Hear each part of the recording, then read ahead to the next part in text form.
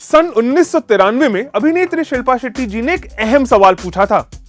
किताबें बहुत सी पढ़ी होंगी तुमने, पता मेरे चेहरे पे क्या क्या लिखा है। क्या आपके चेहरे पे ये तो नहीं लिखा कि आप अपनी प्राइवेसी और पर्सनल डेटा एक रशियन ऐप को दे रहे हैं? क्या मतलब है फेस ऐप।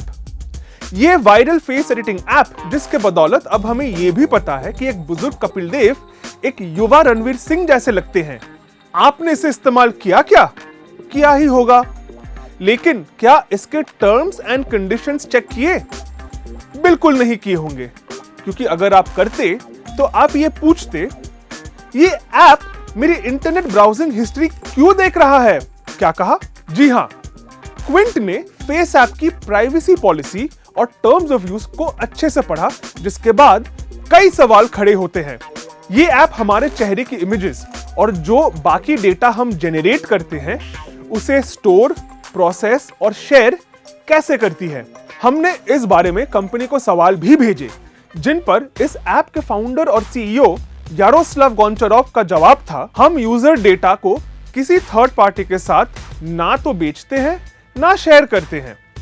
उन्होंने ये भी कहा, ज्यादातर इमेजेस अपलोड होने के 48 घंटे के अंदर अंदर हमारे सर्वर से डिलीट हो जाती है।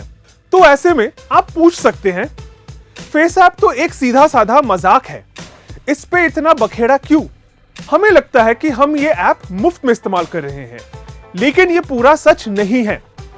असल में हम अपना डेटा देकर इसकी कीमत अदा कर रहे हैं। आप पूछेंगे कि कैसा डेटा? अपने चेहरे की इमेज और अपनी निजी जानकारी।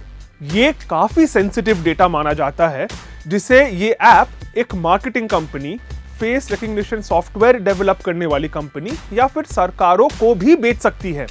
तो क्या वो हमारी चेहरों की इमेज शेयर कर रही है? आइए जरा इस्तेमाल की शर्तों पे गौर फरमाएं। सेक्शन 5 कहता है कि फेस ऐप किसी इमेज पर अपने अधिकार का दावा नहीं करती, लेकिन ऐप का इस्तेमाल करके user perpetual, irrevocable, non exclusive, royalty free, world wide, fully paid, transferable, सब लाइसेंसेबल लाइसेंस दे देता है। आप पूछेंगे कि लाइसेंस चाहिए क्यों? तो जनाब, इसलिए ताकि हमारी फोटो को कोई नेम या यूजर नेम बिना किसी कॉम्पेंसेशन के यूज हो सके, रिप्रोड्यूस हो सके, मॉडिफाई, अडैप्ट, पब्लिश या ट्रांसलेट हो सके, डिस्ट्रीब्यूट या फिर डिस्प्ले हो सके। बात यही खत्म नहीं होती। यही सेक्शन कहता है कि ऐप को हमारी तस्वीर और पर्सनल डेटा को कमर्शियल पर्पसेस के लिए इस्तेमाल करने का अधिकार है, और हमें यह मालूम है कि इससे कोई नुकसान, यानी हमारी प्राइवेसी को कोई नुकसान नहीं होगा। फेस ऐप के फाउंडर ने क्विंट को बताया, 99% यूजर्स लॉगिन ही नहीं करते, इसलिए किसी शख्स की पहचान के लिए जरूरी डेटा तक हमारी पहुंच ही नहीं है।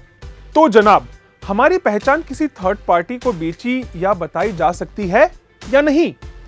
बिल्कुल बताई और बेची जा सकती है। प्राइवेसी पॉलिसी साफ तौर पर कहती है, face app cookies, log files, device identifiers, location data और यूजेज डेटा से यह जानकारी इकट्ठा करती है। यह सब निजी जानकारी है।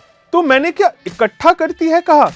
ओह, तो मेरा यह मतलब है कि यह जानकारी थर्ड पार्टी को बेची भी जाती है। आखिर में तो ईमानदारी से बात अगर खत्म की जाए तो कहा जा सकता है कि जो फेस ऐप हमने डाउनलोड की है उसके टर्म्स एंड कंडीशंस बड़े स्टैंडर्ड से है। स्नैपचैट की पॉलिसीज भी करीब करीब फेस ऐप जैसी ही है। तो यह सावधानी बरतना काफी अहम है कि आप एक ऐप को क्या इजाजत देते हैं और ऐप की सेटिंग से किन फीचर्स को ना बोल देते हैं।